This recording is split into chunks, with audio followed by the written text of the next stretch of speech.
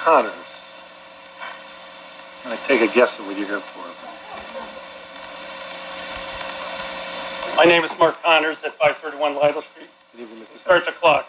Here we go. I will discuss the following: vandalism at the cabin, the town's plan to demolish the cabin, build an observation deck, and I'll suggest a few ideas for moving forward. The first one, for 13 years, Public Works has spent little or no money to maintain or preserve the cabin. 13 years is a disgrace that nobody has gone up there for Public Works and taken care of a national historic building.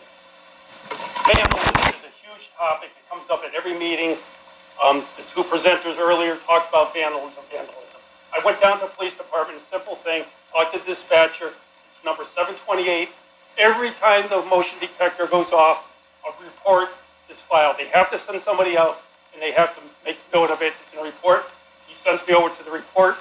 They issue it. In the last 5 years, there's been 28 calls where the motion detector went off. 28.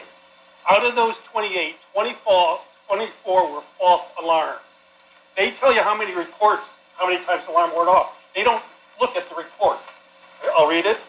5:30, bats. 5:30 later on that night, bats.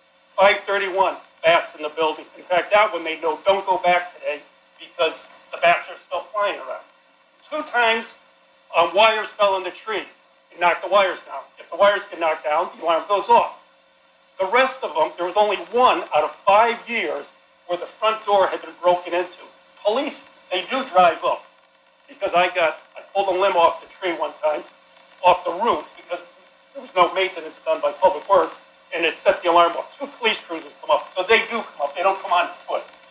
So out of the 28, 27 are either false alarms or wires breaking down.